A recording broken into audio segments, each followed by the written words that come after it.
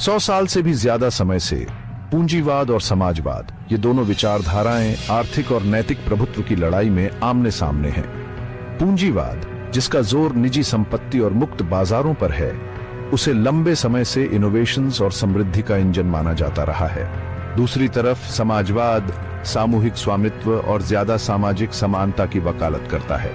इतिहास इस वैचारिक संघर्ष के उदाहरणों से भरा पड़ा है। रूसी क्रांति से लेकर शीत युद्ध तक इन दोनों व्यवस्थाओं के बीच की लड़ाई ने वैश्विक राजनीति और अर्थशास्त्र को आकार दिया है। इन संघर्षों की गूंज आज भी सुनी जा सकती है, क्योंकि धन असमानता, सामाजिक कल्याण और सरकार की भूमिका को लेकर बहस छिड़ी हुई है। ये ऐतिहासिक घटनाएं किसी भी आर्थिक व्यवस्था में निहित जटिलताओं और बारीकियों की कड़वी याद दिलाती है। पूंजीवाद और समाजवाद के बीच की बहस केवल एक अकादमिक कसरत नहीं है, ये दुनिया भर के अरबों लोगों के लिए गहरे परिणामों वाली एक सच्ची वास्तविकता है।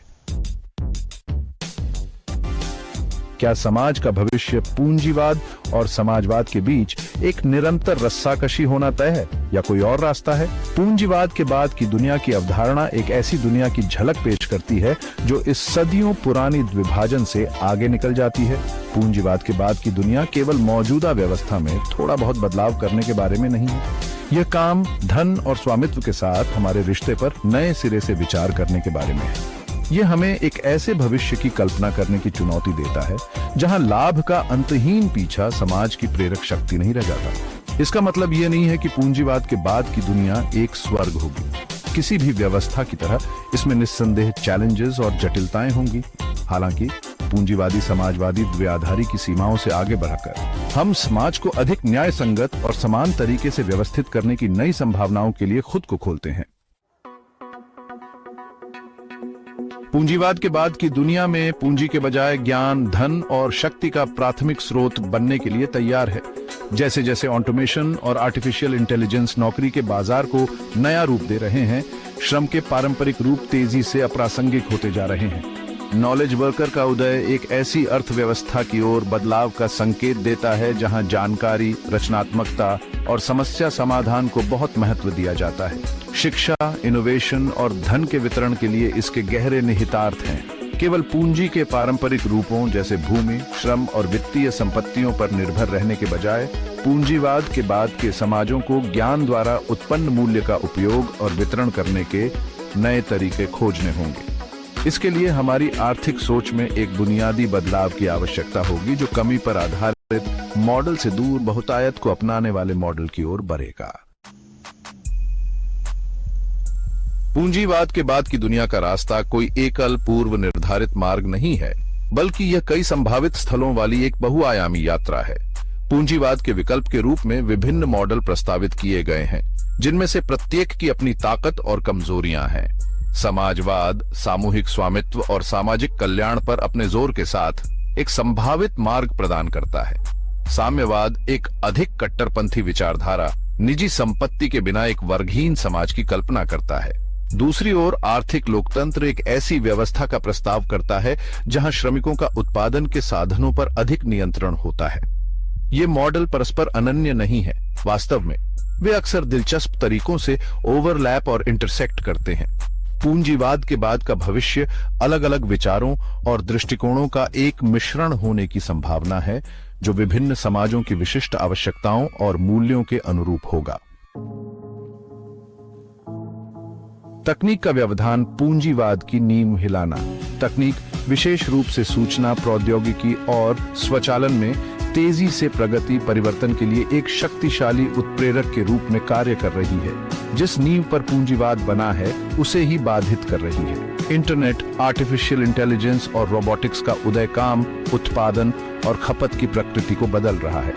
पारंपरिक उद्योग उलट-पुलट हो रहे हैं, जबकि नए उद्योग अभूतपूर्व गति से उभर रहे हैं। काम और आराम के बीच की रेखाएं तेजी से धुंधली होती जा रही हैं, क्योंकि तकनीक हमें दिन के हर घंटे जुड़े और उत्पादक रहने में सक्षम बनाती है। ये तकनीकी क्रांति पूंजीवाद के बाद के परिवर्तन के लिए चुनौतियां और अवसर दोनों प्रस्तुत करती है। एक ओर इसमें मौजूदा असमानताओं को बढ़ाने और नई असमानताएं पैदा करने की क्षमता है। दूसरी ओर यह अधिक बहुतायत, दक्षता और लोकतंत्रीकरण की संभावना भी प्रदान करता है।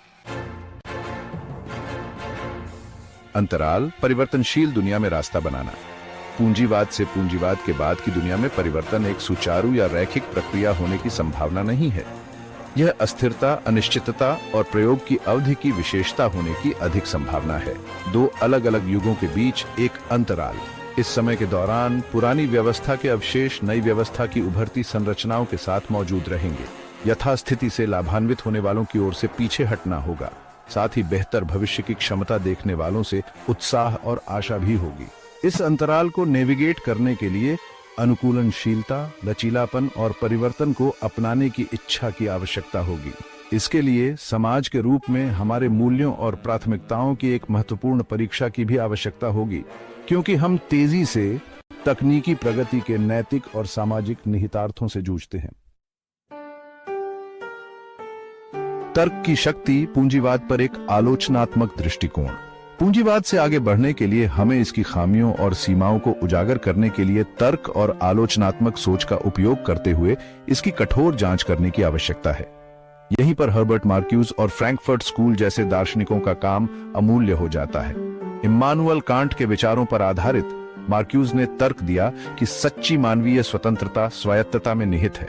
तर्क के माध्यम से हम स्वयं को परिभाषित करते हैं, उन नियमों के अनुसार जीने की क्षमता। उनका मानना था कि पूंजीवाद उपभोक्तावाद और अनुरूपता पर जोर देने के साथ स्वायत्त विचार और कार्रवाई के लिए हमारी क्षमता में बाधा डालता है। फ्रैंकफर्ट स्कूल का क्रिटिकल थ्योरी यह समझने के लिए एक शक्तिशाली ढांचा प्रदान करता है कि कैसे सामाजिक संरचनाएं और विचारधाराएं मानव क्षमता को सीमित कर सकती हैं। पूंजीवाद पर एक महत्वपूर्ण दृष्टिकोण लागू करके हम समाज को व्यवस्थित करने के वैकल्पिक तरीकों की कल्पना करना शुरू कर सकते हैं, जो मानव उत्कर्ष और कल्याण को प्राथमिकता देते हैं। अतीत की गूंज, आर्थिक न्याय के लिए स्थायी संघर्ष। आर्थिक न्याय के लिए संघर्ष कोई नई घटना नहीं है। ये पूरे मानव इतिहास में एक आवर्ती विषय रहा है। मध्य युग के किसान विद्रोहों से लेकर औद्योगिक क्रांति के श्रमिक आंदोलनों तक लोगों ने लगातार उत्पीड़न और असमानता के खिलाफ लड़ाई लड़ी है। महामंदी जैसी आर्थिक कठिनाई के समय में समाजवाद का उदय धन और शक्ति के अधिक समान वितरण की गहरी इच्छा को उजागर करता है। इन आंदोलनों के खिलाफ प्रतिक्रिया अक्सर भय और प्रचार से प्रेरित निहित स्वार्थों की स्थायी शक्ति को रेखांकित करती है।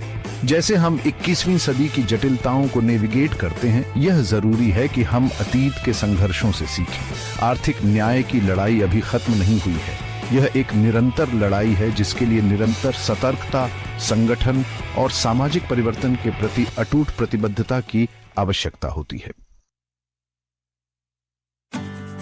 अधिक न्याय संगत भविष्य की ओर, पूंजीवाद के बाद की संभावनाओं को अपनाना। पूंजीवाद के बाद की अवधारणा कोई भविष्यवाणी नहीं है, बल्कि एक उत्तेजना है। यह हमारे वर्तमान आर्थिक व्यवस्था की सीमाओं से परे एक भविष्य की कल्पना करने का आह्वान है। एक ऐसा भविष्य जहां मानवीय जरूरतें और कल्याण लाभ और अंतहीन विकास हैं। इसका मतलब यह नहीं है कि यह बदलाव आसान होगा या इसकी चुनौतियों के बिना होगा। हालांकि पूंजीवाद के बाद की संभावनाओं को अपनाकर हम खुद को अवसरों की दुनिया के लिए खोलते हैं। एक ऐसी दुनिया जहां तकनीक का उपयोग आम अच्छे के लिए किया जाता है, जहां काम सार्थक और संतोषजनक होता है और जहां हर किसी के पास फलने फूलने का मौका होता है। भविष्य अलिखित है। ये हम पर निर्भर है, 21वीं सदी के नागरिकों पर, कि हम उस दुनिया को आकार दें जिसमें हम रहना चाहते हैं। न्याय, समानता और स्थिरता के सिद्धांतों को अपनाकर हम एक ऐसा पूंजीवाद के बाद का भविष्य बना सकते हैं जो सभी के लिए काम करे, न कि केवल कुछ के लिए। सोचो, ऐसी दुनिया जहां हर वीडियो नई पॉसिबिलिटीज खोलता है, जहां नॉलेज और एक्साइटमेंट मिलते हैं और हर क्लिक तुम्हें एडवेंचर के करीब लाता है। वो दुनिया है यहाँ, इस चैनल पे। बस एक क्लिक से तुम कैप्टिवेटिंग कंटेंट का यूनिवर्स अनलॉक कर सकते हो। सब्सक्राइब करो और हमारे एक्सप्लोरर्स और लर्नर्स की ग्रोइंग कम्युनिटी ज्वाइन करो। बेल आइकॉन दबाओ और हमारे जर्नी का एक भी मोमेंट मिस मत करो। तुम्हारा सपोर्ट हमारे क्रिएट करने, इंस्पायर करने, बाउंड्रीज पुश करने के पैशन को फ्यूल करता है। क्या तुम रेडी हो कुछ एक्स्ट्रॉर्डिनरी का पार्ट बनने के लिए? सब्सक्राइब करो, बेल दबाओ और चलो इस एडवेंचर पे साथ चलते हैं। यहाँ आने के लिए थैंक यू। नेक्स्ट वीडियो में मिलते हैं। जय हिंद।